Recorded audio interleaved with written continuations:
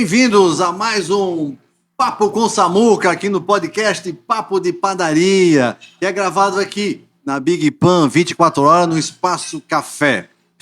Na vida, eu tenho aprendido nessa minha jornada que é muito importante a gente buscar o equilíbrio.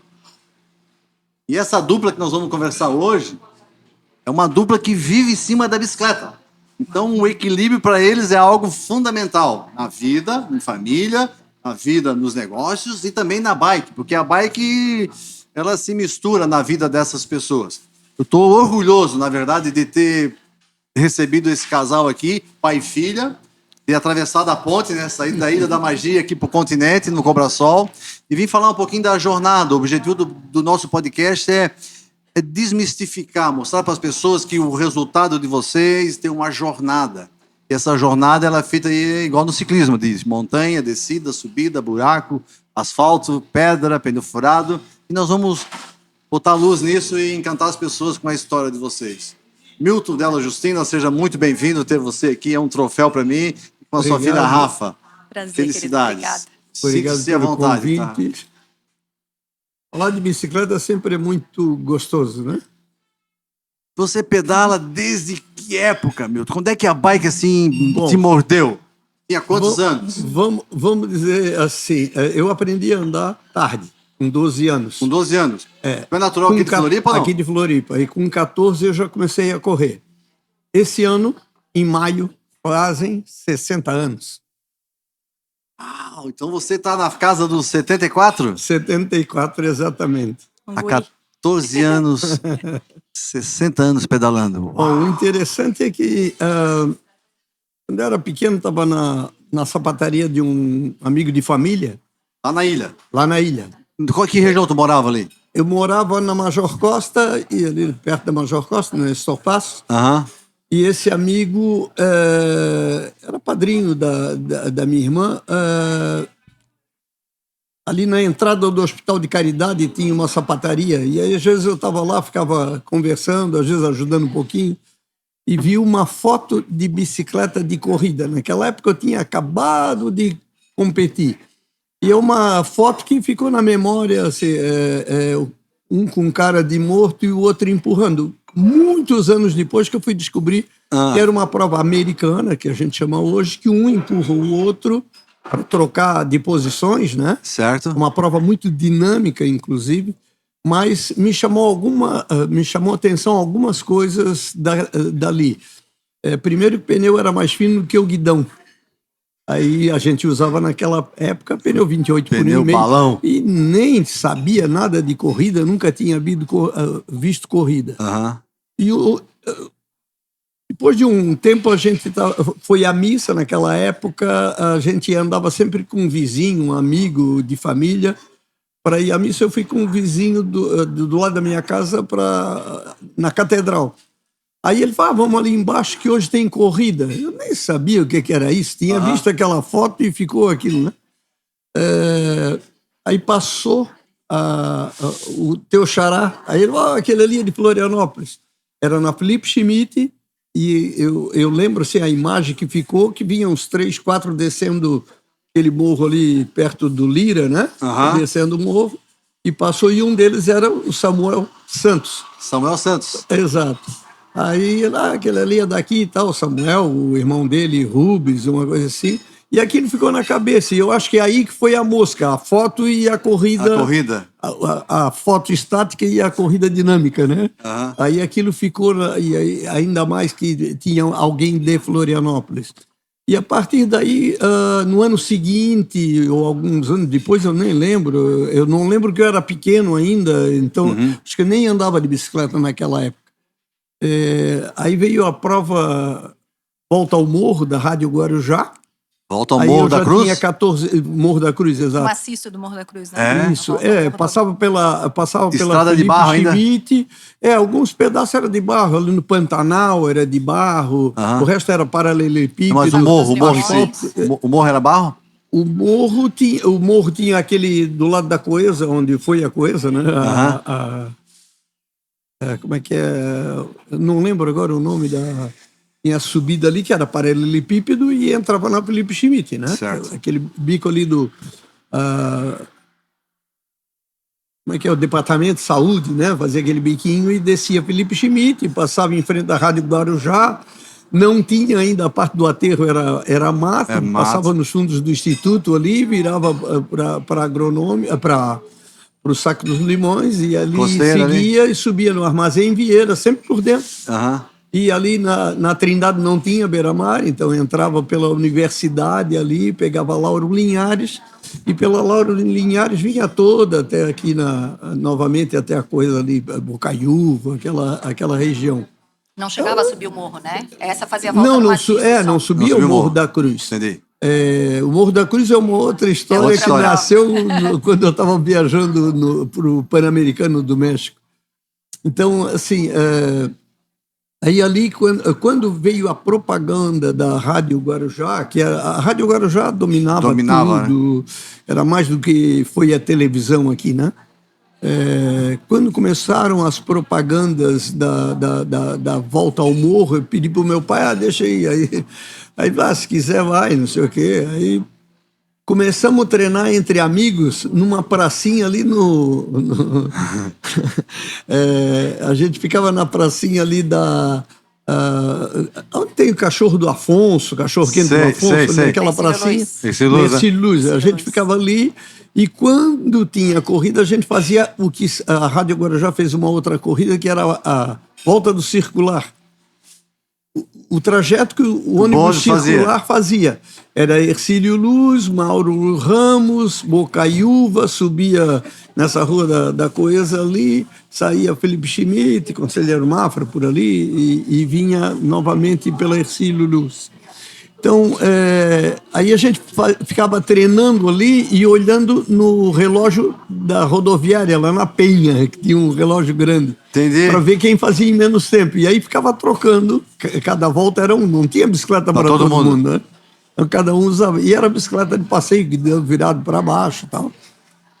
No dia da prova, da volta ao morro, estava com aquela adrenalina em alta, a hora que deu o tiro de largada, eu saí da Felipe Schmidt com tudo, foram me pegar lá na prainha. Não sabia nada, né? Aí o pessoal passou.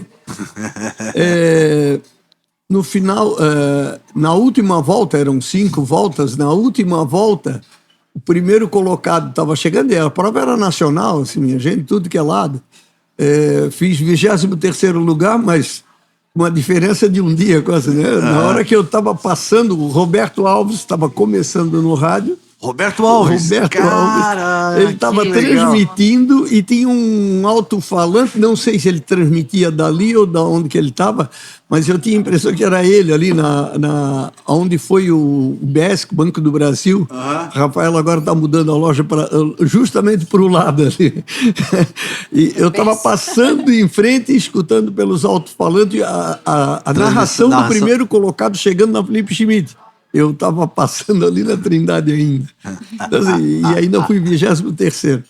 Mas, assim, para quem estava estreando no meio de... É igual a largar uma maratona com os bons e o povão junto. Pipoca. Né? Eu era o povão, né? Isso na faixa de quantos anos você tinha? Eu tinha 14 anos. 14 anos. 14 anos. Foi a minha primeira corrida. Foi assim, aí sim, realmente a mosca mordeu. E daí você foi atrás de equipamento, foi atrás de conhecimento, como é que foi a busca? Aí, porque era um negócio bem complicado, né? Naquela época a corrida quase não tinha, né? Então, terminava a corrida, botava o guidão virado para cima, cheguei a trabalhar com entregas de bicicleta, a vizinha tinha fabricação de condimentos, e aí entregava até Colônia Santana ali, a gente ia fazer entrega com a bicicleta e botava o guidão normal, tava. Aí é um roteiro de treino hoje, né? Colônia Santana. Hoje, aí depois, para o outro ano eu baixei o guidão de novo e comecei a treinar para fazer novamente a mesma prova. A mesma prova. E o meu cunhado trabalhava a bicicleta era dele, inclusive. Emprestada. Ele trabalhava no DAI, né, Departamento Autônomo de Edificações do Estado, hoje é o DENIT. DENIT é federal, é o estadual. E estava sendo construído a sede nova do DAI, ali onde é hoje o Seiza Center. Certo. É o Seiza Center, né? Aquele do S. Isso. Estava sendo construído o DAI. Muitos anos depois foi diminuído para fazer o Seiza Center. E aí, nessa época, eu ia para lá com a bicicleta e tal, e um dia a turma, para sacanear, escondeu a bicicleta debaixo do monte de areia e tampou de areia, ficou só a pontinha do guidão. E o seu Domingos via que eu sempre chegava ali de bicicleta, aí falou, quer correr de bicicleta? Eu falei, não, eu já corro. Tinha feito uma. Eu já corro. Aí, nós vamos começar um campeonato aqui, que era o campeonato da cidade, para selecionar alguns atletas para fazer os Jogos Abertos. Certo. Que legal, saí dali todo empolgado, corri fui de bicicleta até a sede da imprensa oficial, que um outro amigo que treinava junto, o Toninho, foi grande remador, e a gente corria junto, a gente treinava junto, né? Aí falei, Toninho, vai começar o campeonato da cidade para selecionar para os Jogos Abertos, vamos treinar, não sei o quê. Então, assim, aí começou a empolgação, e aí ele começou a me orientar. O seu Domingos foi, vamos dizer, o meu primeiro treinador, foi o olheiro que me trouxe para dentro da estrutura do ciclismo. Certo. Aí comecei a treinar, ele orientar com cadência mais elevada, limitava a cadência. Nessa época eu tinha 15 anos ainda. Então, ele limitava a transmissão, a relação, para que eu pedalasse com muita cadência. Então, o treino era ir até Tijucas e voltar. A 101, naquela época, a gente sabia quem é que estava passando de que horas. Até o Miramar a gente não conseguiu assim, né? Então, foi assim. E daí, quando a gente começou o campeonato de bairros, coincidentemente, eu ganhei a etapa da Trindade. Eu morava no centro, mas eu ganhei lá na Trindade, já em cima de estratégia, né? Como eu era meio doido, como diz a turma, treinava ali, né? Eu acho que a maior escola que eu tive foi essa, treinar na pracinha, disputando com os amigos para ter mais volta treinando, né? Então, quem fazia a volta mais rápida usava mais a bicicleta, né? Entendi. Na próxima rodada continuava, né? Então, aprendi muito a fazer o 0, a fazer aquelas retinhas, fazer o 8 ali em volta da praça. E era estreitinho. A vantagem que a gente tinha em relação à praça de hoje, que mantém o mesmo desenho, é que praticamente não tinha aquele meio fio, era um baixinho. Se a gente batesse, caía na grama. Então, assim, foi uma escola muito boa. Então, isso que eu usei para ganhar a corrida. Eu comecei a ver que quando descia tinha uma espécie de um S na florestinha ali da universidade, e a chegada era na frente da Faculdade de Filosofia, que é a entrada, quem vem pela Lauro Linhares, né? Então, quando eu descia, eu via que eu descia mais rápido e o pessoal me pegava só no meio da reta. Aí eu fui já fazendo a minha estratégia. Na última volta, quando começar a descida, eu arranco, vou rápido, e aí o pessoal não me pega mais, porque onde eles me pegavam, em seguida tinha uma curva de 90 graus. Eu também levava vantagem, em seguida era a chegada. Uhum. Então, foi exatamente o que eu fiz. Na última volta, eu arranquei no finalzinho da subida, arranquei, desci que nem doido. E antes da curva, o pessoal não pegou, e depois da curva não tinha espaço para chegar. Então, assim, aí ganhei a primeira prova. Depois, aí estava pré-classificado para a final já. Depois, na final, comecei a fazer aquela conta. Tinha os atletas já que corriam, né? Uhum. Então, tinha 5 vagas e eu era o 7º, assim, fazendo a conta, né? Tem 7 melhor do que eu. Não, eu vou estar dentro. E eu me via lá nos Jogos Abertos sem jamais ter saído daqui para aquela região lá de Mafra. De Mafra? E aí eu me via lá na corrida. Não corri, fui como reserva, fui o 6º colocado aí na escolha, na eliminatória.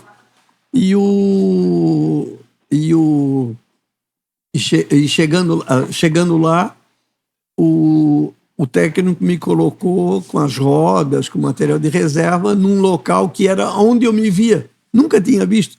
Então eu comecei a ver algumas coincidências, quando a gente quer muito e tu visualiza, mentaliza, a coisa acontece. Agora, o incrível que até hoje eu ter visto exatamente tipo um comércio daquelas portas curvas e tal, e eu na frente daquilo. Só que eu não me via na reserva, eu via aquilo. E, de repente, eu estava lá nesse local que eu tinha visto quando eu dizia que ia. Por isso que eu digo, quando a gente quer alguma coisa, tu tem que dizer que eu vou. Se tu dizer, vou tentar, 99% que não vai. Estou querendo, não vai. Agora, eu vou, tem mais de 90% de chance que tu realmente vá. O universo coopera a favor, né? O universo coopera com aquilo que a gente visualiza e aquilo que a gente percebe. Uma curiosidade até para o pessoal que pedala entender, tá falando aí de 50 anos, né? 60 anos, tu falou que pedala. Vai 60, são 58 anos atrás. Essa bike pesava quanto? E quantas marchas tinha, se tinha marcha? A gente nem pesava, mas tinha por volta de uns 15 quilos, 14 quilos. Era tudo ferro, né? Era bicicleta de ferro, guidão virado para baixo, não tinha marcha, não tinha nada. Não tinha marcha? Não. O freio era V-brake ou era aquele não, torpedo ali? Contra-pedal, era torpedo. Contra-pedal? Torpedo. Tudo. Que legal, cara. Eu andei com bike de A primeira torpedo. marcha que eu fiz, na verdade, foi a partir de um câmbio velho. Nós compramos uma bicicleta torcido, que tinha entrado na roda. Como eu estudei na escola técnica, eu comecei a reproduzir as peças a partir de para-choque de carro, que era chapa grossa e cromada. Sério, cara? Eu fiz o meu primeiro câmbio dianteiro, que era uma alavanca que levava para um lado e para o outro, fazendo isso, fazendo. Mas tu tinha visto em algum lugar uma bicicleta com câmbio ou não? Não, na verdade, quando eu comecei a fazer isso, a gente comprou uma bicicleta velha que estava... aqui em Florianópolis teve alguns, tipo V8, Walter Livramento, que foi um dos primeiros treinadores que eu tive... Assim, o meu descobridor e técnico foi o seu Domingos, e fez o campeonato da cidade junto com o Walter Livramento e o Rubens Santos. Eles começaram o campeonato da cidade, assim e tal, e eles foram atletas de coisas, só que não tinha material, aí começamos a andar atrás e conseguimos material velho, tal, alguns já praticamente imprestável. E aí a gente botava no lugar e começava a ir. A escola técnica era, naquela época... Era referência? Um laboratório. É um laboratório de ensino, de preparação de... E daí dela, tu começou a correr nos Jogos Abertos? Nesses Jogos Abertos eu fui na reserva. No outros Jogos Abertos eu estava classificado e estava tendo algumas colocações boas durante o ano. Eu ainda tinha os caras que eram melhores do que eu. Chegou no dia, tinha um da Trindade lá que gozava que eu era o reserva dele. O seu Domingos, no dia da corrida, ele falou, te prepara que hoje quem vai largar é tu. E daí? E aí foi em Joinville, meus segundos Jogos Abertos. Eu fui segundo colocado e Florianópolis pela primeira vez foi vice-campeã dos Jogos Abertos. De lá para cá nós começamos campeão, eu ganhando os Jogos Abertos e os outros vindo juntos, a somatória de pontos. A gente começou, a partir de Joinville, Florianópolis começou a ser referência no ciclismo. Mas até então, o ciclismo forte estava em Lages, que era o seu Domingos. O seu Domingos, que era daqui, foi para Lages, foi embora para Lages. Ele tinha uma construtora, construía lá e começou o ciclismo lá. E lá teve muita gente boa, inclusive o pai do Roque Valtric, que até hoje ainda anda de bicicleta, o pai dele, Rogério, era um dos melhores ciclistas de Lages, nessa época que eu estava começando, só que ele era mais velho e tal. E ele fez esse ciclismo lá em Lages muito forte. E de lá tinha Joinville e Blumenau, que eram fortes. E aí começou eu, manezinho da ilha, começar no meio dessa turma boa e ciscando uma corrida e outra. Teve a prova do SESI, né? Foi a primeira prova grande que a gente ganhou, que saía de Itajaí até Blumenau. Uhum. E eu ganhei em cima do cara de Blumenau. Sério? Ele sabendo, fazendo a curva, fazia a curva entrando pela Rua Velha, era a Estrada Velha, né? Uhum. Quando tu faz a curva, onde tem aquele castelinho, alguma coisa assim. A prefeitura antiga uma ponte, ali. Isso, e em curva aquilo ali, né? É em curva? Eu sou natural de Blumenau, conheço bem ali. Caminhei muito ali, andei muito de bike ali. Isso, na saída da ponte era a chegada, ou seja, quem não era dali e não conhecia, não via a chegada. A chegada. Só que nessa época eu já era o meio velocista, né? Eu já era o que decidia na chegada. Aí quando eu vi que o de Blumenau começou a tocar, eu fui, não deixei ele ir para frente, fiquei do lado. Quando veio para a chegada, que eu vi que era a chegada, tinha 10 metros. 10 metros. Aí ganhei a corrida. Naquela época ganhava uma geladeira, coisa assim. Coisa... Agora, aquele momento especial do Papo de Padaria. Aquele momento daquele cheirinho gostoso, de um café quentinho. Momento Brasitália, onde o café é o protagonista. E a pergunta que eu tenho para vocês hoje, essa dupla de ciclista, qual o impacto da bicicleta, ou da magrela, né? Ou da bike, na vida de você e de você? A bicicleta, tudo que eu fui, tudo que eu sou, tudo que eu tenho, eu devo à bicicleta. Senão, como diz um outro amigo também, ex-ciclista, a vida é feita de escolhas. A vida seria totalmente diferente se não fosse a bicicleta. Então, tudo que eu sou, tudo que eu tenho, o conhecimento e tudo foi a partir da bicicleta. E você, Rafa? Eu fui pelo mesmo caminho. A primeira visita na maternidade, quando eu nasci, foi do nosso pelotão amado. Então, você imagina. Eu cresci nesse meio, a galera saiu do treino e foi me visitar quando eu nasci, né? E eu virei mascote do time, inevitavelmente, e eu tenho o maior orgulho do mundo por pedalar com essa galera até hoje. Eu falo que é a minha maior escola de ciclismo da vida, e ainda com o baita privilégio de poder compartilhar disso com meu pai, com meu marido, com minha filha, né? A coisa tá enraizada num nível, assim. Então, eu atuo com ciclismo em todas as suas vertentes, assim, se você puder imaginar, tá ali, né? Eu não vejo a vida sem bicicleta. Então, assim como um cafezinho na mesa do brasileiro no dia a dia, a bike na vida do Milton e da Rafa é diária e constante. Um brinde. Bom café a todos. Brasitália, onde o café é protagonista.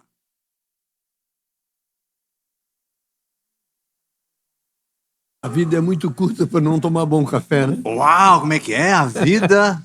É muito curta para não tomar um bom café. Olha só aí da Brasitália. Vamos beber um bom café sempre. E aqui na Big Pan temos café 24 horas, tirado especialmente para você e da Brasitália. E quando que você teve acesso a uma bike... Não, uma bike que você lembra assim, não, essa é diferente. Bom, que veio a marcha ou veio mais leve. Tinha uma bicicleta muito leve que pesava em torno de 9 quilos, para a época, né? 9,5 quilos por aí, que era de um amigo meu que estava parando porque não aguentava. Era o Ninho aqui de Barreiros, Jovelino. Ele estava parando, aí me vendeu a bicicleta. Era uma bicicleta Davis inglesa. Davis. Bicicleta leve, né? De 15 para... Não, faz a metade. Aí comprei essa bicicleta dele, porque ele não aguentava de dores nos rins. Mais tarde que a gente vai descobrir o porquê, né? Era um quadro 60, hoje eu uso 50, 10 centímetros acima, e a bicicleta, como vocês sabem, ela é proporcional ao corpo. Não, só para a galera ter uma ideia, um quadro 60 é para uma pessoa de 1,90 m, mais ou menos. É por aí. Então, encostava o cilindro no quadro, grande. Mas ela ficava muito comprida. Naquela época não tinha peça para trocar. Então, lógico, a dor do rim dele era isso. A bicicleta era muito comprida para o tamanho dele. Ele era mais ou menos da minha altura. Então, assim, não dava. Aí, logo depois, aí comecei logo depois... foi 69, 69 e 70, por aí, 71, que eu ganhei essa prova. Eu estava começando a gatinhar. 71, por aí, que a gente, 71 Foi quando ele começou a ganhar e não parou mais. Ah, é? Aí 71 que eu ganhei essa primeira prova, aí começou a ir para provas Paraná, 9 de julho em São Paulo. Aí começaram a me querer levar e tal. E o seu Domingos dizia que eu tinha que ser o sucessor dele. Já começou a botar minhoca na cabeça para não deixar o ciclismo morrer naquela época, porque não tinha. Cada vez que ele saía, morria. Ele saiu daqui, morreu o ciclismo daqui. Ele foi para lá, cresceu lá. Então, era uma pessoa que fazia a diferença. Aí o pessoal sempre quis me levar embora e eu não ia porque o seu Domingos não deixava. Até que chegou em 72, eu trabalhava na Caixa Econômica Federal, e aí ou faz carreira na Caixa ou faz carreira no ciclismo. E daí, o que você escolheu? Eu escolhi a mesma coisa que eu falei para o pai de alguns atletas jovens: estudar você pode com qualquer idade, ser atleta só pode ser enquanto jovem. Baita frase, hein? Larguei a Caixa, me chamaram de louco, larguei a Caixa para ir embora, para correr na Calói e da Calói para o exterior. Meu pai, ele falou: se quer, vai, né? Aquela história. Você tinha mais Só irmãos? Tinha mais 3. Mais 3. 2 irmãs e um irmão. Só que quando eu fui avisar para o seu Domingos que estava indo embora, ele estava construindo o Instituto Estadual de Educação. Aí eu fui lá avisar para ele: estou saindo e tal. Ele falou: então vamos ali se despedir do pessoal do Instituto, da diretoria. Era o Ney Viegas. O Ney Viegas chegou lá: como é que tá? Já tem passagem? Tem? Deixa eu ver. Aí ele pegou a passagem, rasgou a passagem. Sério? Eu vendi tudo para comprar passagem. Aí ele falou: não, tu tem um emprego aqui para ficar aqui. Eu falei: não, não posso, tal, não sei o quê. Aí o seu Domingos entregou a carta de demissão dele da federação. Aí, fizeram uma chantagem. Aí, emocional e física. Naquela, mas agora eu saí do trabalho e tal, não sei o quê. Quanto é que tu ganhava lá? Até hoje eu lembro, eu ganhava 480, me botaram num serviço de 410. Cruzeiro, na época. Aí botei, mas pelo menos eu tinha tempo para treinar. Aí tu não foi mesmo? Aí não fui. Não fui, e isso me custou caro na minha carreira, né?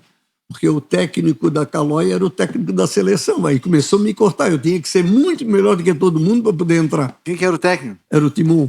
Timon. Já faleceu. Faleceu. Eu fiz ele engolir algumas coisas, assim, que corria contra a equipe, contra a equipe dele. E uma vez teve um incêndio. Eu era o técnico da seleção júnior, corria e era o técnico da júnior. E pegou fogo no alojamento, na fiação e nas coisas que era em Santo André, tinha um alojamento de atleta e do lado tinha as pilhas dos colchões. Deu um curto-circuito, pegou fogo nos colchões que era no quarto do lado. E aí veio tudo junto. E aí, nisso, fui correr em Santos sem sapatilha. De tênis, conga, lembra do conga? Claro! Era mais levinho. Mas doía o pé, porque aquilo não tinha sola. Molinho. Aí fui correr em Santos com a Calói e olha, dei trabalho para eles. Eu brigava com a turma deles, porque era 3 contra eu sozinho. Chegava na subida, eles atacavam, eu sem sapatilha subia com eles. Eu era velocista e subia com eles, e tinha que me largar, porque eles viessem para a chegada. Aí ele sabia que ia perder. Aí lá perto do final da corrida conseguiram me largar e ganhei de um deles, só que teve que um eu cuido. Aí 2 foi embora e o outro ganhou. Se você pudesse escolher 3 momentos desse tempo de atleta mesmo, o que você ia separar para nós assim? 3 momentos, esse momento assim valeu a pena. Depende que valesse a pena.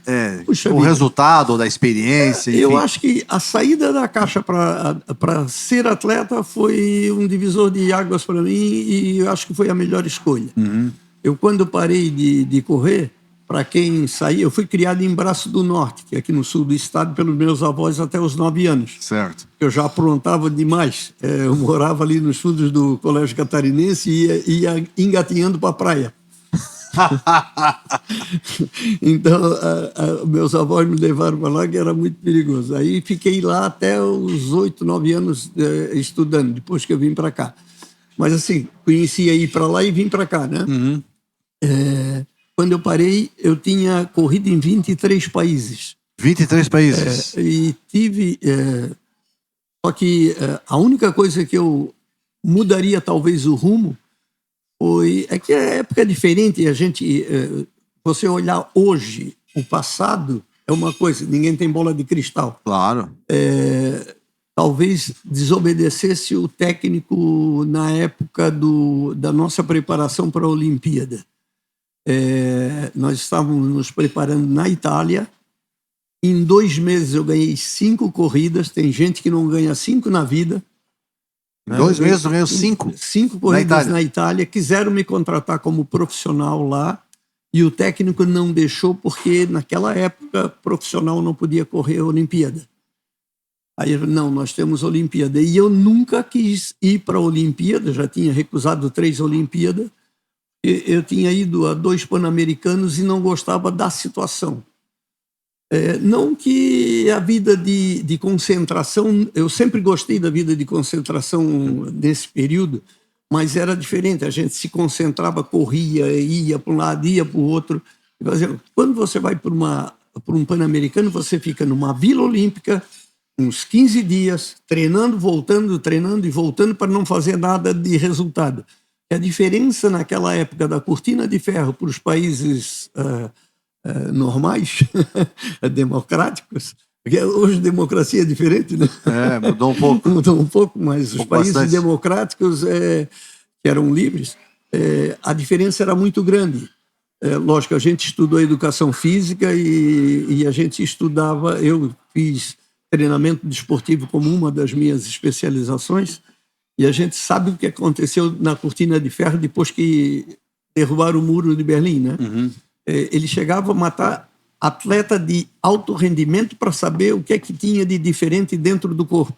Caramba. Qual a alteração fisiológica do indivíduo, para usar isso como base de treinamento para coisa.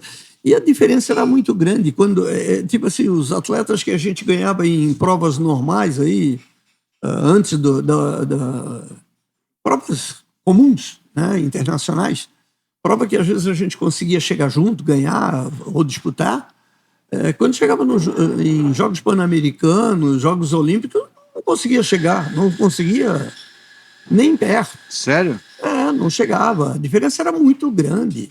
E aí eu não estava disposto a ficar meio ano em prol de uma prova, abrindo mão das provas que a gente gostava de fazer, para se preparar para uma Olimpíada que tu sabe que não vai ter resultado. Então eu nunca quis ir. Eu até tem hora que eu vejo, corri 2 Olimpíadas, fui a 3 Olimpíadas, tu fez o quê? Foi. Eu deixei de ir, por opção. Uma, é muito novo, tem chance na próxima, bota outra aí. E depois a gente sabe que os caras também manopulavam, né? Na primeira, que eu não quis ir, porque deixa ele ir, porque era mais velho, cara de Rolândia, a prefeitura pagou para o técnico colocar o cara lá dentro e o técnico me convenceu a não querer ir. Poxa, mas eu também não queria. Aí foi fácil. No outro ano, porque não sei o quê. No terceiro ano, que eu não tinha mais motivação, e a turma. Aí foi, tipo assim, eu assumi a motivação dos meus colegas de equipe de treino. Vamos para a Olimpíada. O que é que tu não fez ainda dos teus objetivos? Isso é um outro assunto que eu digo que a gente tem que rever. Isso dando dica para quem está aí no meio. Objetivo é uma coisa que tem que ser móvel. Eu, quando comecei a correr, que estava com a bicicleta emprestada do meu cunhado, que ganhei essa prova lá na Trindade, quando eu cheguei com a medalha, eu falei para o meu cunhado que estava na frente, tá aqui a bicicleta e a medalha. não vou parar enquanto eu não ganhar o campeonato estadual e brasileiro. E na minha cabeça eu botei tentar o Mundial. Aham. Quando eu falei o campeonato estadual, ele falou, vai correr o resto da vida. E esse tipo de comentário e crítica, para mim, sempre sentiu Combustível. como combustível para motivação. Aí, quando eu comecei, eu já tinha ganho campeonato brasileiro por equipe, não individual. Meu negócio era individual. Já tinha tentado, como eu falei, tentado mundial. E feito um bom resultado numa delas que foi na Bélgica. Na Alemanha foi um desastre. E aí só faltava o brasileiro individual. O campeonato estadual já tinha 9, já tinha sido campeão paranaense, 8 vezes catarinense. Aí a turma, o que é que falta? Não falta nada. Mas tu nunca foi à Olimpíada? Mas eu nunca quis ir. Então bota aí como meta. Tá? Então, como no ano seguinte tinha a Olimpíada, eu comecei a me preparar para ir para a Olimpíada. E, por sinal, tinha chegado da Itália, onde a gente correu, e fui para o Uruguai me preparar, que a gente corria muito no Uruguai ali, que era...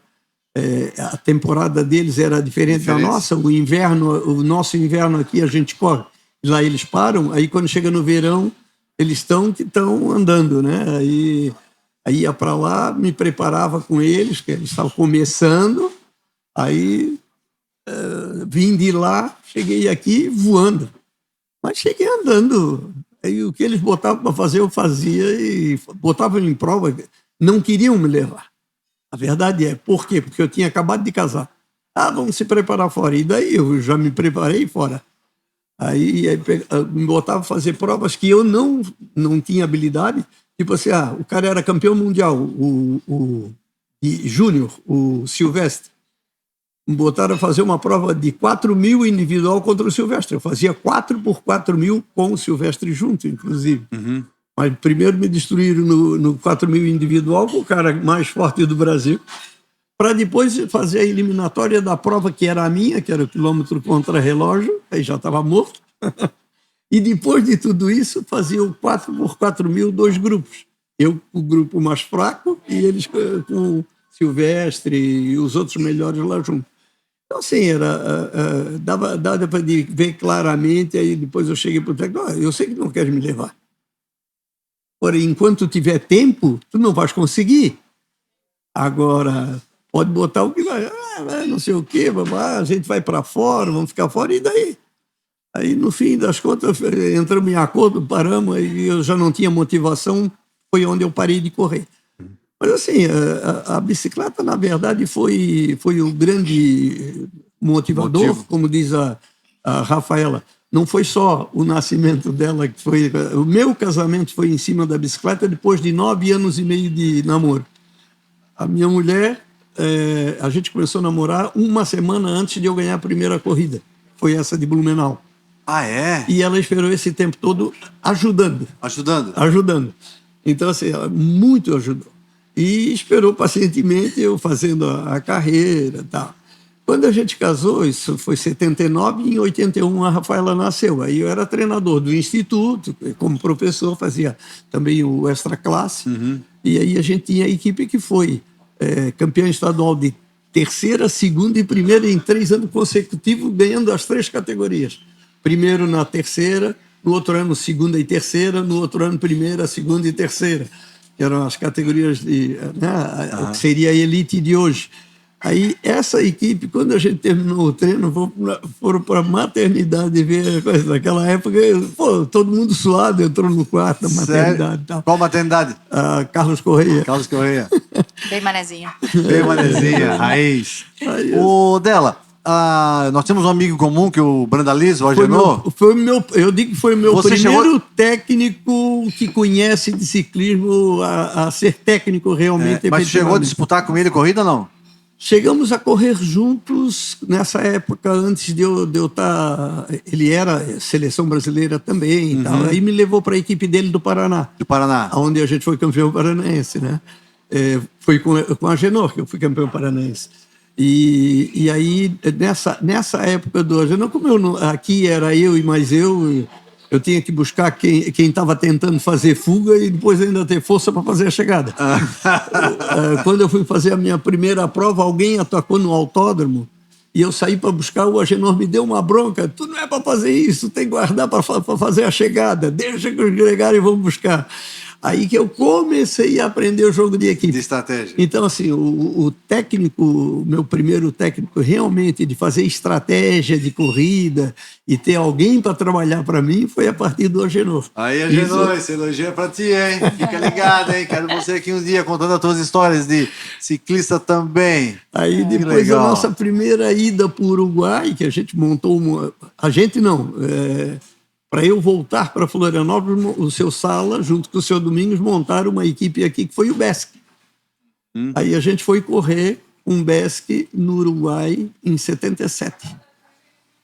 Aí quem é que a gente vai? Como é que nós vamos correr no Uruguai? O técnico do BESC era eu corria e treinava.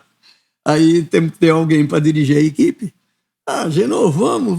Aí ele montou a equipe e tal, e aí a gente foi para lá. Tem umas passagens interessantes que é impublicável dele, né? Lá do Uruguai, mas muito engraçada, muito engraçada. Então, assim, tivemos muitas passagens bonitas. Eu lembro de uma corrida do Agenor correndo junto, né? A gente estava subindo, era de Joinville a Curitiba, subindo a serra. A serra? Subindo a serra. A Graciosa? A Graciosa. Não. A 376? A 376. 376. Quando chegou Durinha. em cima, no finalzinho, estava a esposa dele, um filho de colo. Marcelo. O Marcelo. Aí ele... pai, não sei o que, pai. Aí o Agenor vinha mal nessa hora, eu acho que renovou. E a gente foi até Curitiba. Eu não me lembro assim, o resultado, porque naquela época a gente todo mundo era, né, não tinha conhecimento individual, quem era quem e tal. Tinha um como referência lá do Paraná, que era o Manuel. O Agenor, eu vim ter mais conhecimento com ele por causa da Mercab, que ele era o gerente, que foi a primeira bicicleta realmente que eu comprei, embora grande, mas uma boa bicicleta, que foi uma Cinelli 54. É gostoso de ouvir falar com essa energia que parece estar correndo agora, né? Isso é empolgante. Você falou do nascimento da Rafa, e eu lembro que lá no nosso passeio de Natal, a gente se encontrou, tava você, tava a Rafa, era tua filha que estava junto? Minha filha. Então já está na terceira geração no sanguezinho o ciclismo. Geração. Como é que é para você, agora deixar a Rafa falar um pouquinho dela? Só escutou, mas eu não canso. Você nasceu já no mundo da bike, né? Nasci nessa confusão. E o teu pai já tinha loja quando você nasceu? Já tinha loja. De onde é que nasceu o negócio, a loja? A loja nasceu em 77. 77. Com o objetivo de viabilizar o acesso aos equipamentos para que os outros atletas não passassem pelas dificuldades que ele passou. Certo. Né? Então, que foi a mesma coisa que ele fez com o Audax Floripa, o nosso clube de ciclismo de longa distância, que ele trouxe para cá para que a gente pudesse oferecer para os demais com mais facilidade de acesso aquilo que ele só conseguia fora.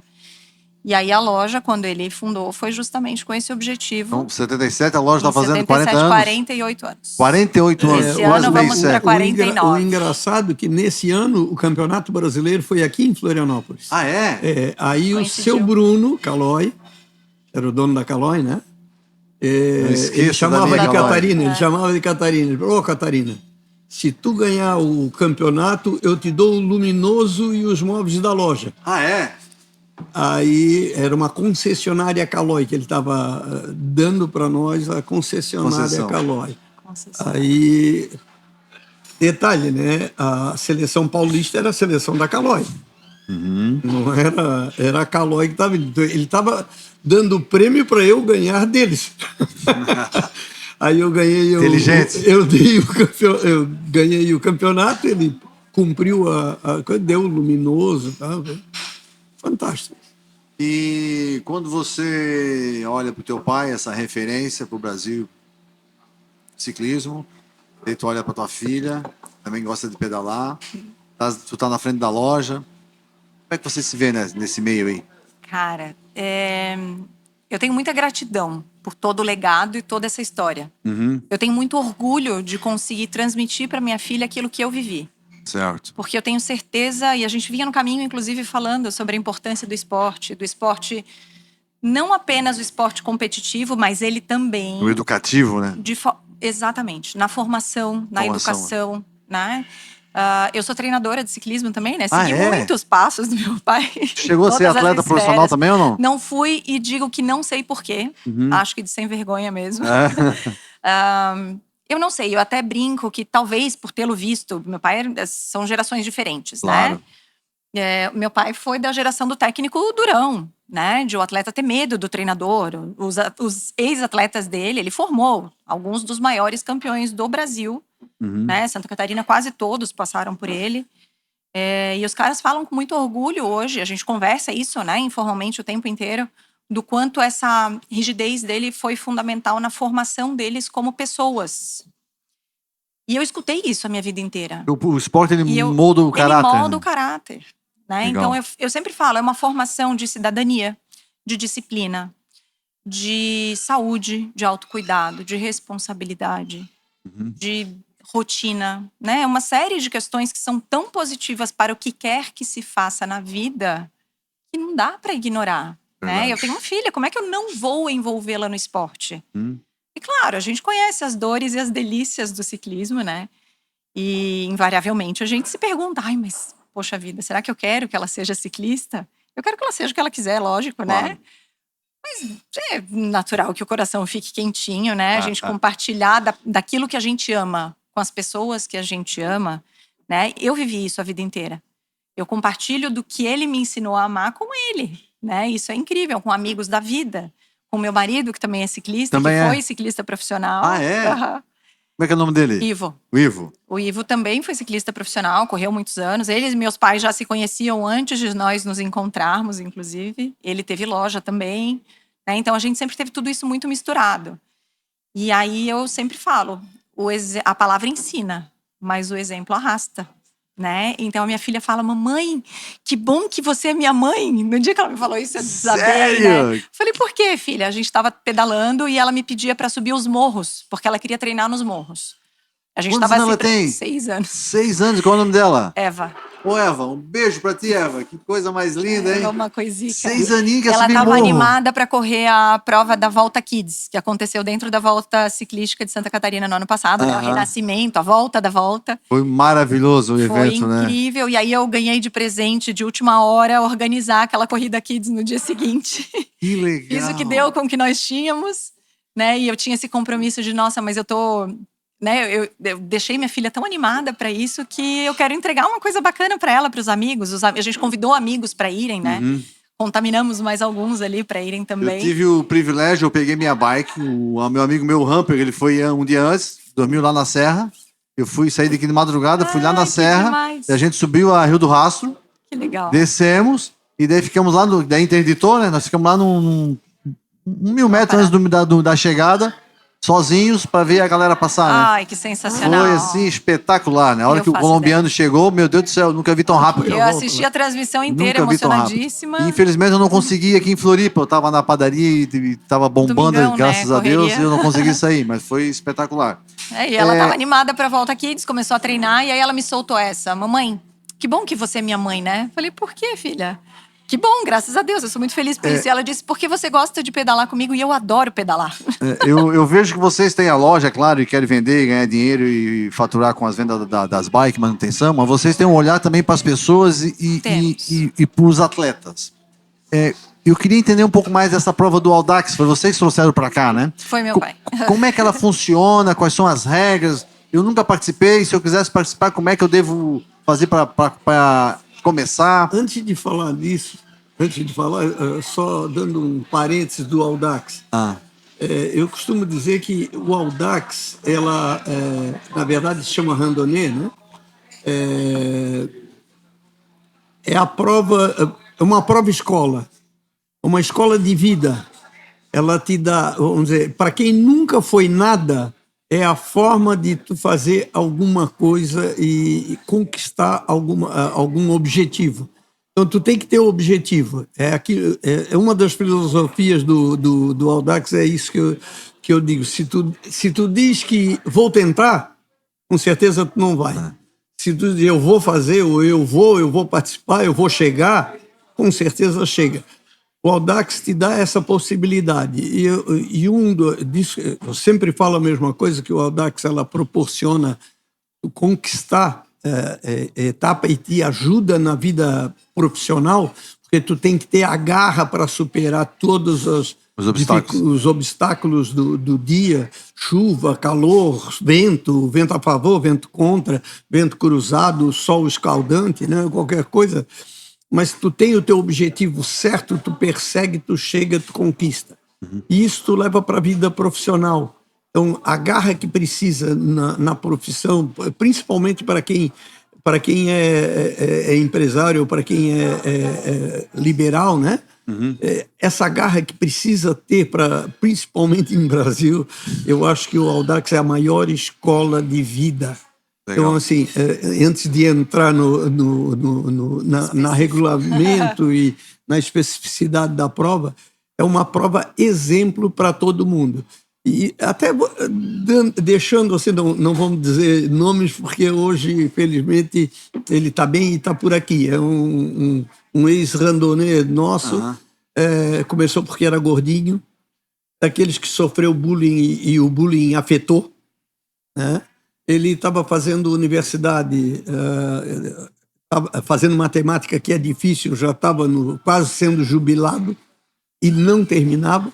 Nunca entrava em esporte porque ninguém convidava, né? O gordinho da turma. Fica excluído.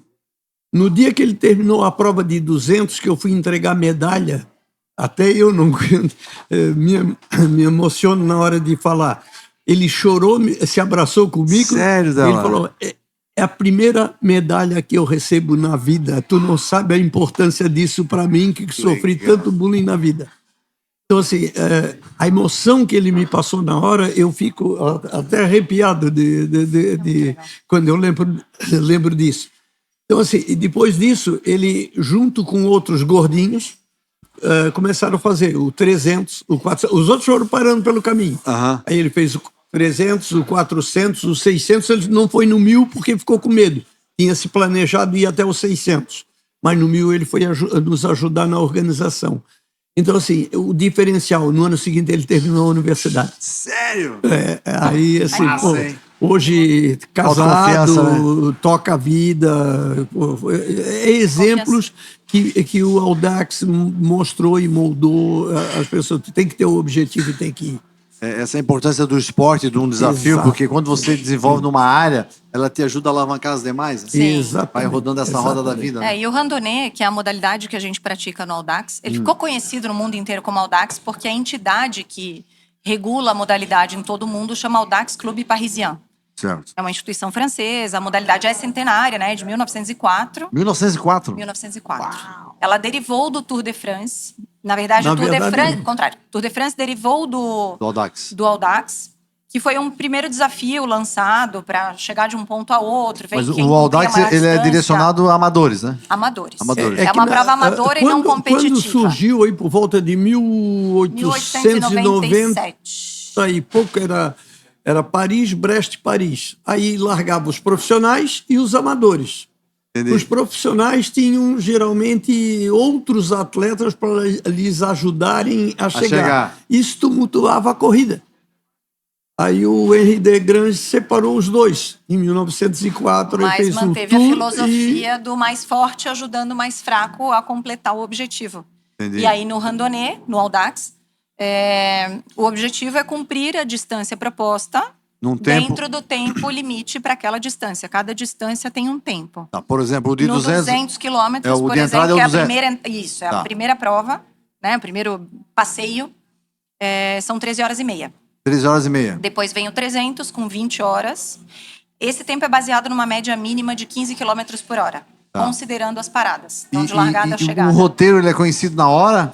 Não, Normalmente, não. A organização propõe a rota e apresenta essa rota normalmente no ato de abertura das inscrições. Eventualmente Entendi. tem alguma alteração, E, algum e daí no ajuste. dia tem postos de passagem, de Existem controle? pontos de controle ao Ou, longo ou da hoje rota. se usa somente o Strava? Ou não precisa ter Strava? Hoje, se eu não me engano, 2 anos para cá, o Audax Clube Parisien finalmente acatou o uso de alguns controles eletrônicos. Tá, Cabe à organização determinar que tipo de controle ela vai aceitar ou validar, tá. né? Então, hoje a gente até poderia utilizar um Strava, eventualmente, para dirimir algumas dúvidas de percurso, mas a rota ela tem que ser fielmente cumprida. Aquilo que a organização propõe tem que ser cumprido, sem qualquer desvio de rota. Tá. Né? Aqui a gente tem uma preocupação central, que é a segurança. Qualquer que seja a rota que a gente propuser, ela vai estar baseada em segurança. E aí a gente coordena para que haja... os pontos de controle, eles normalmente ficam em pontos extremos da rota, né? Esse é o motivo de eles existirem. Tá. E aqui na organização do Clube Audax Floripa, a gente costuma oferecer um abastecimento. O randonnée preza pela autossuficiência. Então, eu me viro. cada um tem que se virar, tem que fazer a sua prova, tem que conseguir navegar, né? A organização não precisa informar ao longo do caminho qual é o caminho que tem que seguir. Entendi. Né? Então, assim, você tem que conhecer a rota, tem que utilizar os equipamentos de segurança e tem que fazer você mesmo, né, nos pontos de controle, o seu registro por exemplo, de passagem. é uma espécie de rally de regularidade. Regularidade. Sem a preocupação com a regularidade, né? O andamento no randonnée, o andamento é livre. Cada um faz o seu tempo. Fazendo dentro do tempo, passando nos pontos, eu vou ganhar a medalha. Exatamente. Okay. Exatamente. E aí as distâncias padrão não só a medalha, como a homologação que fica registrada na França. Existe um registro centenário, né? Cada um que termina um brevet. Quero fazer esse negócio. Já fica lá nos anais do Audax Clube Parisien. Terminou a prova, né? A gente encaminha, estando dentro do regulamento, a gente encaminha para homologação. E vocês começaram a fazer no Brasil, aqui em Floripa, desde quando? 2009, né? 2009 foi a primeira prova. Fez o primeiro 200 quilômetros da Audax Floripa Volta à Ilha. Volta à Ilha. E aí, em 2010, já veio a série completa. A série é composta de um brevet de 200 quilômetros, um de 300, um de 400 e um de 600 quilômetros. Isso confere a primeira condecoração da modalidade ao ciclista. Que né, completou as 4 distâncias, o ciclista se torna super randonnée. E quando vocês começaram a fazer as 4? Já em 2009? 2010. No ano seguinte. No primeiro ano, o clube pode propor só 200 quilômetros. No ano seguinte, já pode fazer a série completa. Então, todo ano acontece todo 200, ano nós temos 300. Alguns 200, mais pelo menos um 300, um 400, um 600 e um 1.000 quilômetros. E aí também tem 1.000? Tem 1.000. Tem. Caraca, e quanto tempo? 75 horas pro 1.000. 3 dias e 3 horinhas de choro. Aí a média cai um pouquinho, depois dos 600 a média cai para 13, mais ou menos. Às vezes a gente pega no pé, porque é tipo assim, tem essa... nos grupos aí tem os galácticos, o isso, aquilo, né? Cadê os galácticos? Tem uma prova para galáctico ali, que é a nossa próxima agora. Faz Urubici até embaixo, até Lauro Miller, ali no... Guatá, e retorna para Urubici. Um pouco mais de 4.500 metros de altimetria que tem que fazer em 13 horas e meia. Quero ver os galácticos que fazerem. Então, assim, essa configuração de galáctico, disso, daquilo, os caras são, a gente diz aí, matador de velho, que são os guri novos que querem dar pau em velho, ou aquilo que eu digo, são os pão duro, não querem gastar com a inscrição da federação, mas querem ficar treinando, andando mais rápido do que o resto do grupo, né? Então, assim, Audax não é isso, não tem. Tanto é que no Audax, se tu disser que ganhou o Audax, é gozação. Porque fica feio, a galera fica zoa. feio. Porque assim, não existe classificação. Entendi. Tem mais valor o que chega em 13 horas, 29 minutos e 59 segundos, tem mais valor do que o primeiro colocado se chegar. Não é que tem mais valor, é que tem mais festa. Porque a gente vibra tanto. Tem mais gente para comemorar. A gente vibra tanto para que termine dentro do tempo, para poder que todo mundo termine, né? A gente vem no caminho, já gritando, incentivando. Curiosidade, geralmente em torno de quantas inscrições? Um de 200, por exemplo? O Audax Floripa Volta à Ilha é um evento que enche a gente de orgulho, porque ele é o maior brevet do Brasil. É o maior evento do país na modalidade. Na modalidade. A gente tem uma média histórica em torno de 650 inscritos. Mas já tivemos edição com 1.000, com 800 e tanto. E quando vai ser o próximo, de 200? Sempre no último domingo de abril. Então, volta à ilha. Nós temos no dia 22 de março, véspera de feriado municipal. Então, dá para aproveitar e fazer um feriadão em Urubici. Nós temos o Audax Floripa nas Serras, que é esse de Urubici. De quase 4.500. Que a gente não recomenda para quem está começando. Para quem está querendo começando, a conhecer gente a não modalidade. recomenda. É porque eu costumo dizer que não é que seja um pré-requisito nem nada. Pode ir se quiser, se tiver algum histórico com longa distância, a gente aceita, ou pelo menos com treinos muito longos. Porque eu digo que, assim, o randonnée por si só, a longa distância, a ultra distância, na verdade, né? Ela por si só já é tão desafiadora que eu não gostaria que alguém começasse na modalidade para valer com um brevet tão difícil quanto o de Urubici, arriscando ter uma experiência ruim e achando que é mais difícil do que de fato é. Isso. Né? Porque nós temos outros brevets mais acessíveis. O Volta à Ilha, a gente promove junto, e é sempre no último domingo de abril, esse que é do dia 26, nós promovemos junto um desafio de 100 quilômetros, que é uma porta de entrada para o universo randonnée. Ele não é homologado pelo Audax Clube Parisien, Certo. mas segue exatamente a mesma regulamentação. A gente só dá um chorinho a mais de tempo para ser mais inclusivo, justamente, para incentivar, né? Porque aquilo que meu pai falou, às vezes o cara nunca foi nada, não teve contato com esporte, às vezes vem de uma cultura que não tem o esporte inserido, né, na sua realidade, e aí não se identifica com o universo da competição, né? Acha que não dá. Cara, o desafio 100 mostra que dá, e muito, né? Na verdade, o Audax, a única competição é a gente com a gente mesmo. É tu vencer a distância dentro do tempo. Essa é a grande diferença. Legal. Né? E superar os desafios Das outras daquele dia, metodologias. né? Porque cada dia é diferente, então, né? É tu ser cada dia melhor do que tu foi ontem e hoje pior do que amanhã. Né? E esse ano eu vou fazer o caminho de Santiago de bike vai? pela terceira vez. Fiz 2005, 2017. Nós vamos pedalar de Bilbao até Porto. Vale. Que legal. E daí eu tô treinando, e daí botei um desafio de subir o Morro da Cruz. 50 vezes antes de maio. Cara, esse desafio me proporcionou que em janeiro eu subi 25 vezes. Olha! E hoje fechei a 28ª vez. Que legal. Eu sempre fui meio contra Strava e fui fazer isso lá. Estás falando de subida, eu fiz agora. Ele colocou uma meta Para lá de... botar como meta para poder treinar também. E eu o Strava eu não uso Strava, mas eu tô contando cada vez que eu vou, fotografo e boto no grupo. Que legal. Só que estou falando isso porque daí me motivou, né? Então, se eu tenho uma viagem para fazer e claro, Exatamente. não vou lá para competir, mas se eu estiver melhor Vai preparado, quando? eu vou sofrer menos, né? Quando que tu vai? Exatamente. Nós vamos isso. dia 9 de maio. Não é. Eu estou indo dia 6, de volta para a terrinha. A terrinha.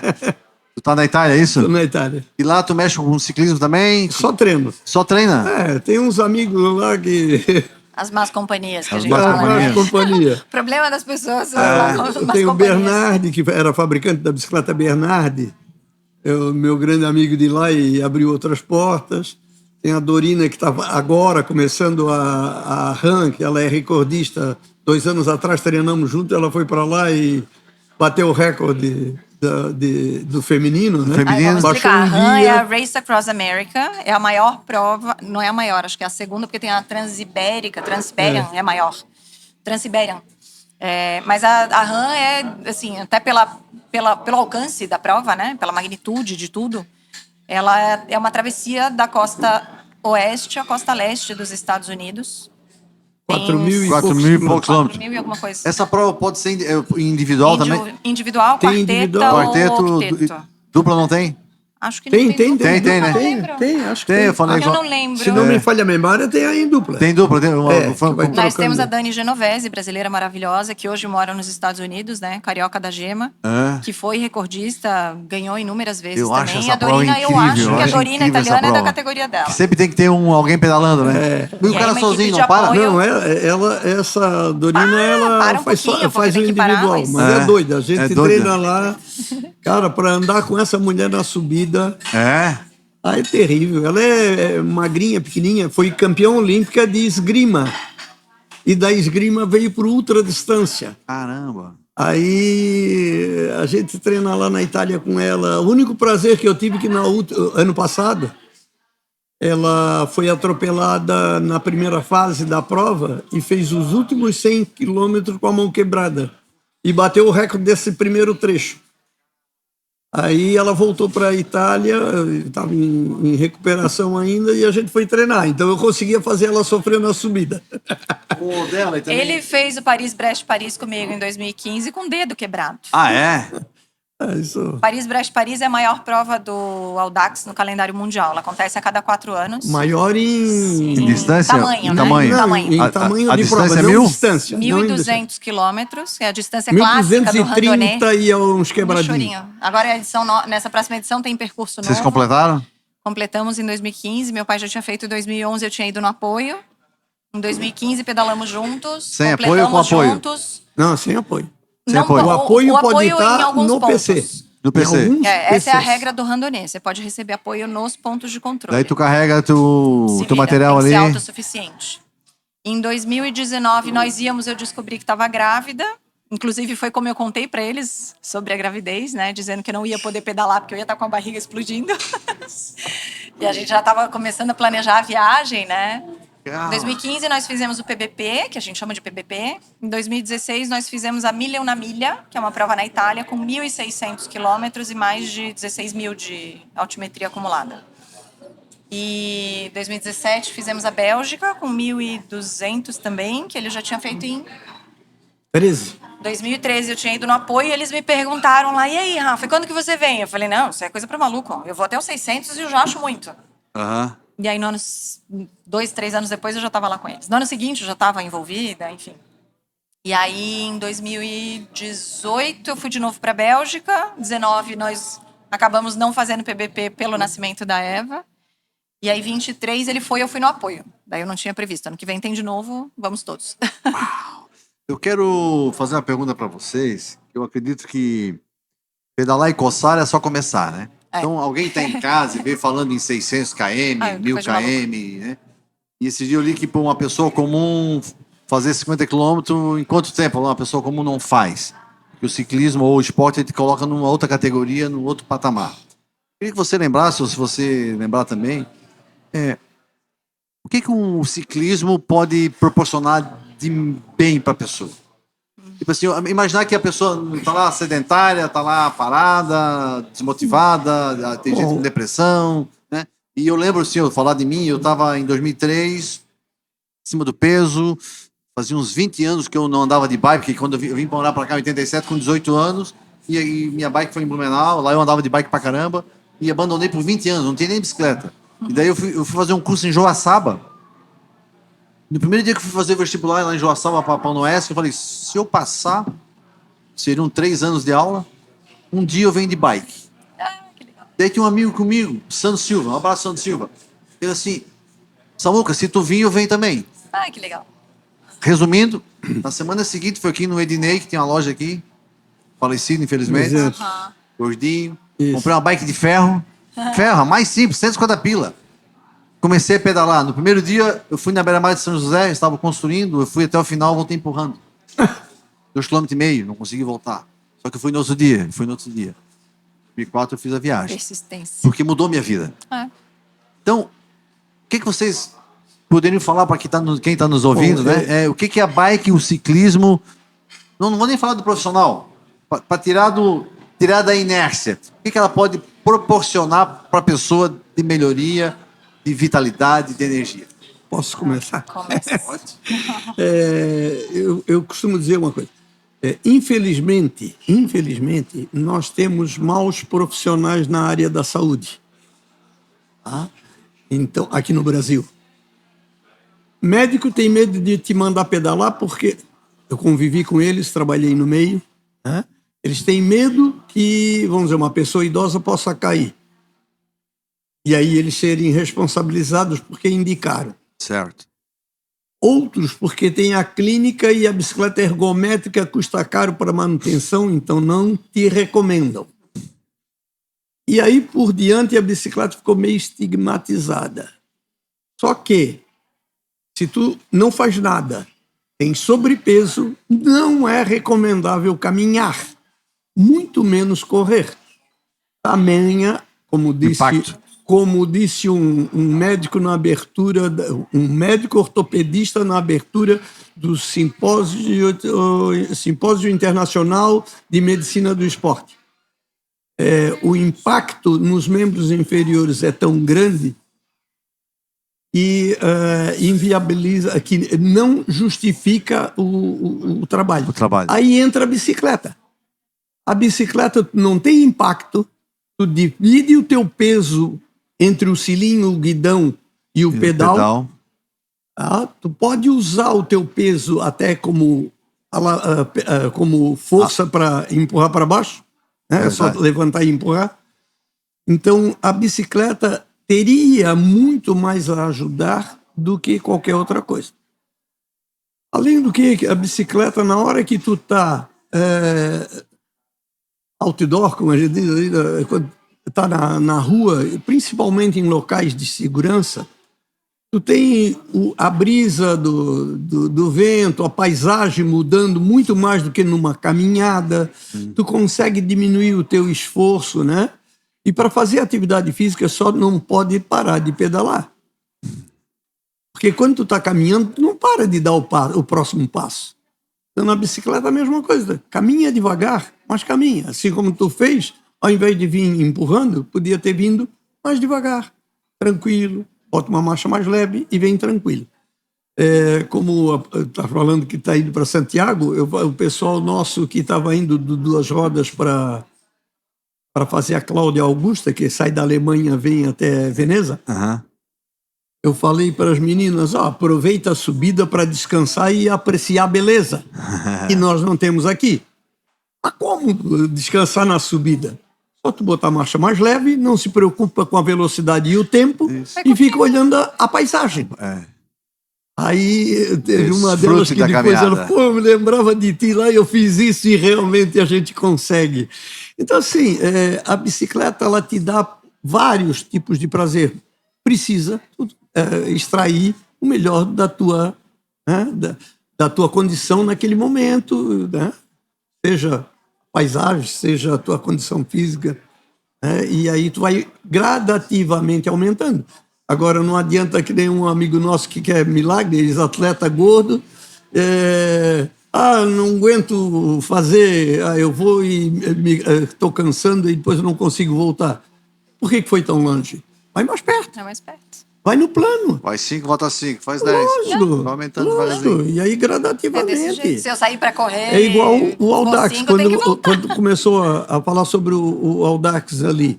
Como que a gente chega para fazer 1000? Igual a tu fazer a primeira pedalada aqui na beira-mar. Uma decisão e a primeira pedalada.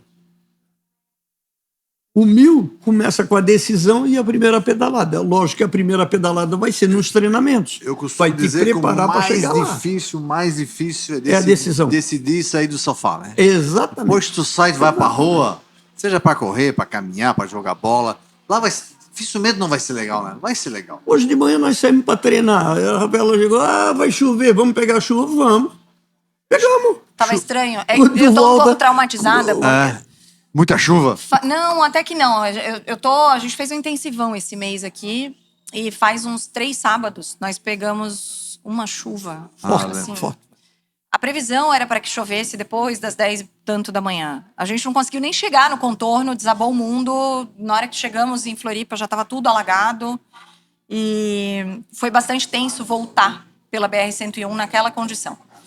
Eu fiquei muito mais cautelosa depois do nascimento da minha filha, né? Antes, quando era só eu fazia o que eu queria. Eu viajei o mundo pedalando sozinha, carregando meu case da bicicleta. Me virava, encarava, me metia em várias roubadas. E metia a cara. Eu ia muito para Joinville, meus irmãos moravam lá. Então eu ia pedalando para Joinville, arrumava inúmeras desculpas, né? Vou fazer manutenção do aparelho no dentista, vou pegar meu sobrinho na escola, vou ver as crianças. E aí ia pedalando. De manhã, de tarde, de noite, a hora que fosse. Semana retrasada, eu fui para Balneário Camboriú, a trabalho. Falei, vou pedalando. Não, mas eu vou sair às 5, porque aí minha mãe ainda falou, mas maluca, vai sair pedalando essa hora? Eu falei, vou, mas eu vou esperar clarear, porque agora, né, o cuidado é muito maior, né? Então, dá para fazer as coisas com parcimônia também, né? E aí, né, eu falei que ia para Balneário, muita gente falou, mas você vai para Balneário? Eu falei, bom, mas a gente treina 80, 90, 100 quilômetros regularmente daqui a Balneário foram 87, eu acho. Então não é diferente, é porque fala em ir para BR, em viajar, né? Daí parece que assusta. Quando a gente tá lá é tão Mas normal. depois que a gente tá ali, Eu lembro que quando eu comecei a pedalar, daí lá em 2003, minhas crianças eram tudo pequenas. Anos 8 e 10, assim. Aí, essa semana eu treinava sozinho, né? Uma fugida. Na semana, vamos almoçar lá na Praia do Tomé, por exemplo. Sábado lá. Tá bom, então eu já tô indo. Botava a bermuda, capacete, luva, pegava bikes. Eu ia de bike, 25 para ir. Almoçava lá com eles e voltava de bike. Às vezes ia, mas vamos almoçar em São Pedro. De bike. Daí aquilo começou a contagiar a família. Teve um Natal, acho que foi 2004.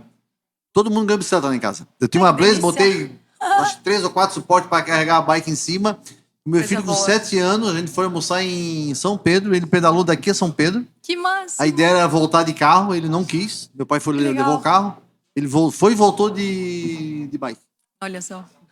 Infelizmente, nosso tempo está estourando. Tá estourando. Vocês são falador e tem histórias assim maravilhosas. É sem fim. Eu entrevistei há um tempo atrás aí um amigo nosso aqui de Floripa.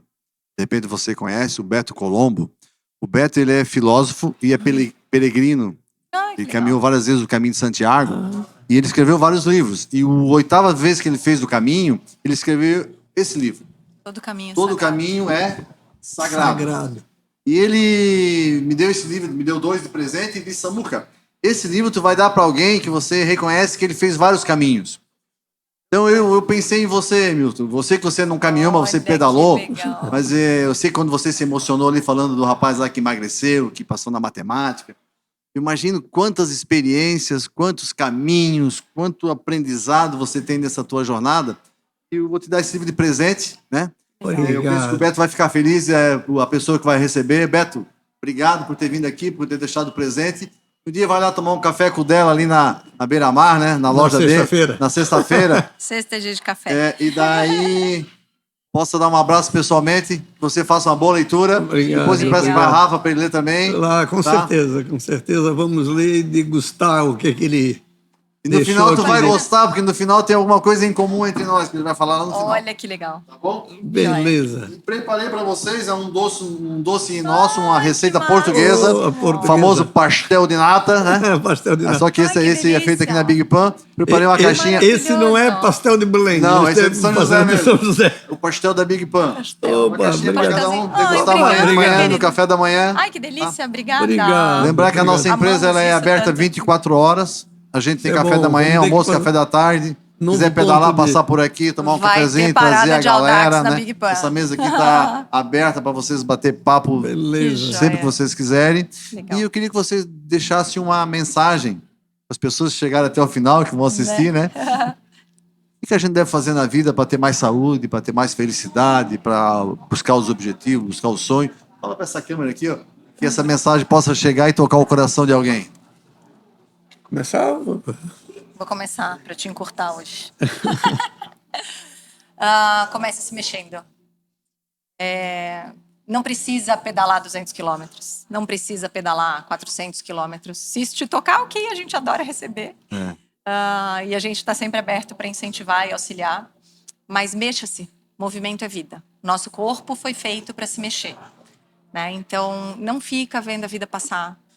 Não perca tempo no telefone. Às vezes a gente fala, eu não tenho tempo, não dá, minha rotina é corrida, não consigo comer direito. Cara, em 15 minutos, em 20 minutos a gente consegue fazer uma excelente refeição com qualidade. Não precisa pedir lanche, porcaria, sabe? Dá para comer bem.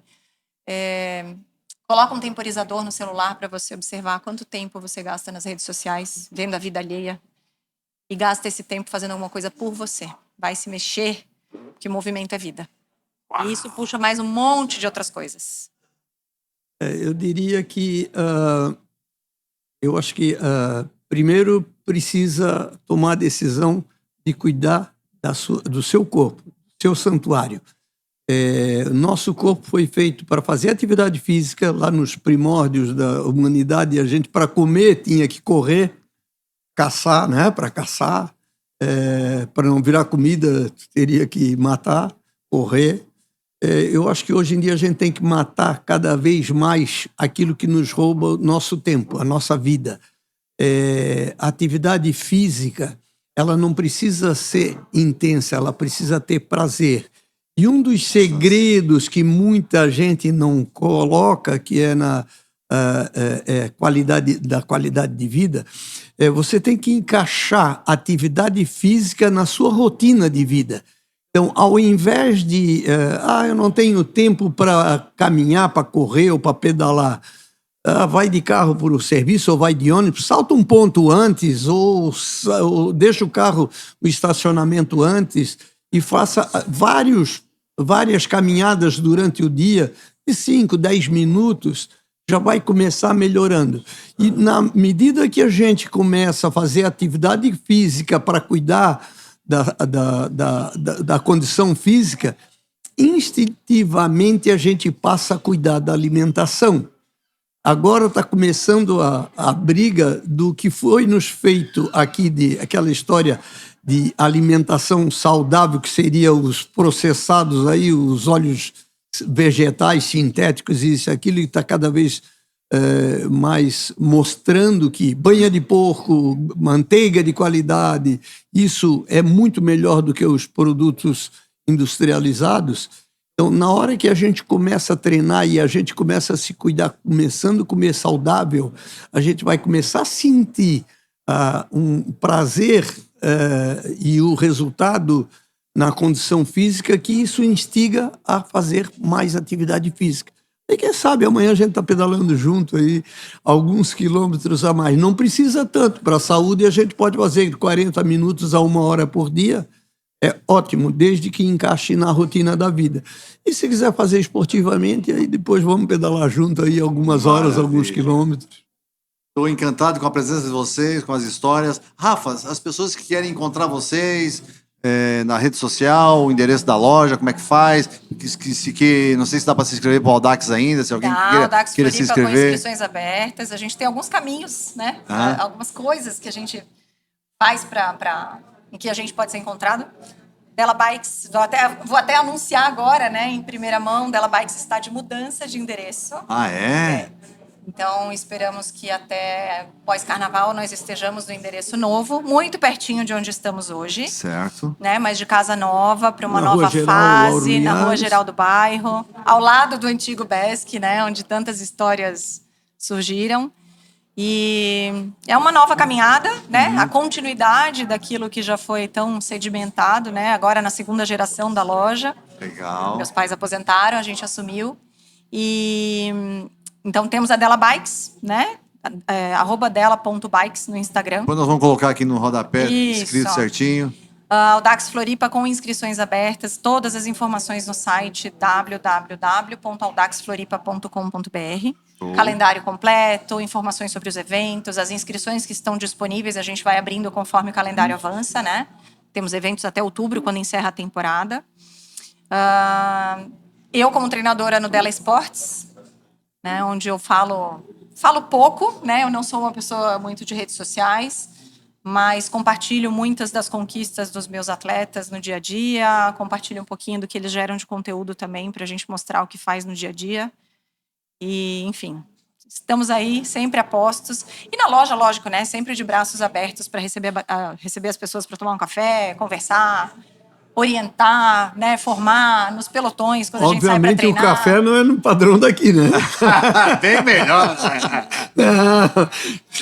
O nosso lá é cafezinho, perto daqui. Aqui é Brasitália. Café é protagonista. Meus amigos, obrigado por vocês terem vindo. Eu estou realmente feliz.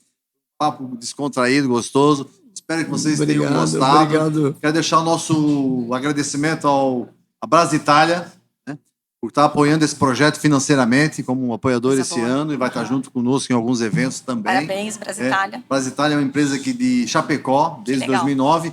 está montando uma sede aqui em Floripa. Olha que Vai ter ótimo. um centro de treinamento, um centro de torrefação. E vai Olha. ser Ah, um legal. marco também para a grande Eu Florianópolis. sou É uma apaixonado empresa... pelo café e aí... Tu é da Itália, aí, ó. Parceria Brasil-Itália, né? Quando Excelente. tiver aqui, vou fazer um curso de cafeteiro. Como é? De barista? Barista. Barista. Barista. Temos também a Conexo, que é uma empresa que ela promove tecnologia por rumo da gastronomia. Então, o nosso suco de laranja, a máquina, as garrafinhas, a própria laranja, fornecida pela Conexo. Se você é do ramo de gastronomia, tem um mini mercado, uma pizzaria, um restaurante, uma padaria, quer ter um suco de laranja natural, é só laranja, tá? A cara dele tá E maravilhosa. daí, fale com a Cozinha de Conexo. E também a Cunhapan, seu Valdemar, a distribuidora de insumos para padaria, pizzaria, confeitaria, enfim, toda essa gama de produtos que a gente usa. A Cunhapan tem uma logística para toda Santa Catarina e também para o Brasil. Um abraço a todos, deixe seu joinha, se inscreva no nosso canal e compartilhe com os amigos. E bora se mexer. O Vamos lá. movimento nos mantém. É isso aí. Exatamente. Valeu, galera. Valeu. Obrigada.